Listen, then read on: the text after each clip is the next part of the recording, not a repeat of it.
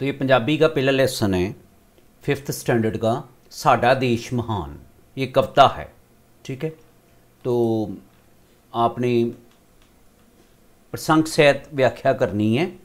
साडा भारत देश महान, ना कोई हिंदू सिख ईसाई ना कोई मुसलमान, साडा भारत देश महान। पहले आपने प्रसंग विच लिख देना है। ये 17 साडी पंजाबी दी पुस्तक विचों लिखियां गईयां हन ते ये इस कविता का नाम साडा देश महान है।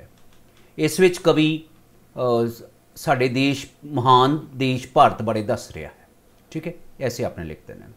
उसके बाद कवि कहता है व्याख्या करनी है, व्याख्या लिखनी है।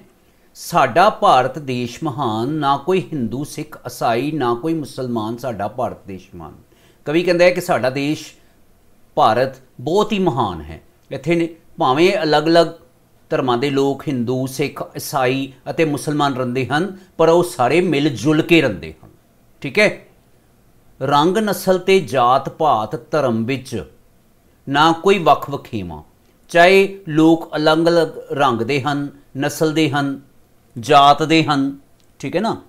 अलग अलग नस्ल दे हन, अलग अलग जात दे हन, अलग अलग धर्म दे हन, पर उन्हां विच कोई वितकरा नहीं है, ठीक है। उन्हां विच कोई वखेवा नहीं, वखरापन नहीं है, वितकरा नहीं है जिन्हों कहते हैं। सब दे तन नूं कपड़ा लभे, इत्थों दे रहण वाले हर वासी नूं अपने तन दे उत्ते पाउण नूं कपड़ा मिलदा है। पेट नूं अन्न रजेवां अते खाण वास्ते, पेट नूं भरन वास्ते, रजेवां दा मतलब चंगी तरह भरन वास्ते चंगी तरह अन्न मिलदा है। अन्न दी भी कोई घाट नहीं है। एक नूर ते सब जग उपजिया, इत्थों दे लोग सब नूं एक जिहा समझदे हन अते ये समझते हैं कि सारे ही जिहड़े बंदे हन वो एक ही ईश्वर दे बनाए हुए हैं। एक नूर ते सब जग उपजिया, इक्को जिहे इंसान ते सारे इंसान अपने नूं इक्को जिहा समझते हैं। तो इसलिए मेरा देश भारत बहुत महान है। गुजराती मद्रासी उड़िया पंजाबी बंगाली हर हिड़ी दे मूँह तो टपके।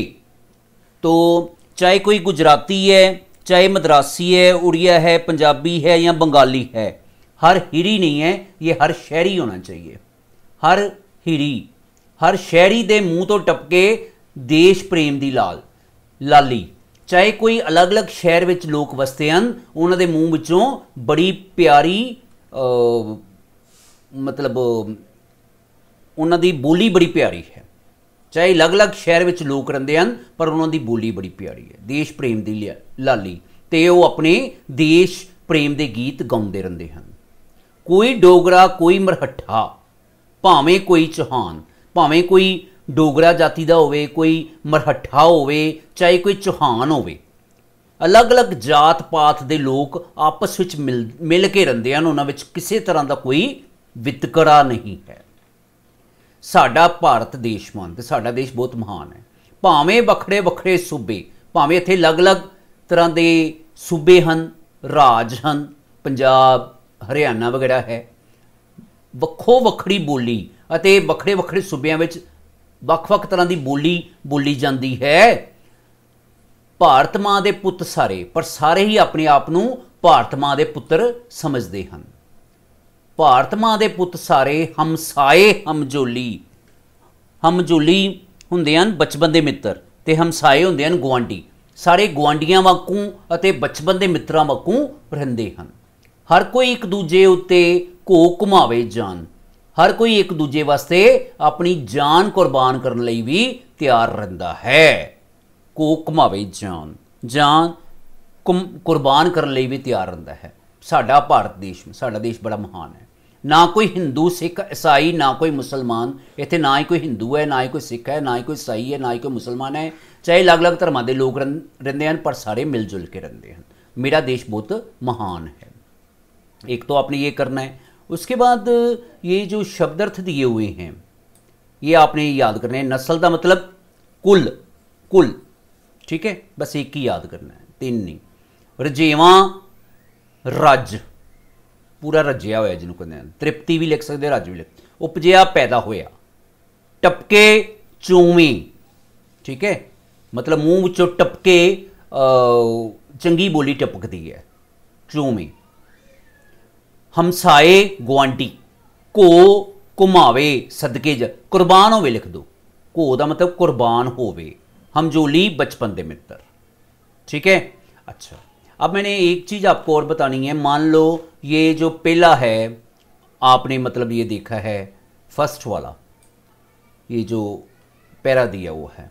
जब आपने इसकी व्याख्या करनी है, मान लो आपने पहले 6 लाइनों की करनी है यहाँ तक, साडा से लेकर महान तक, तो पहले आपने ऐसे लिख देना है, ऐसे लिख देना है। ये देखो, साडा साडा ते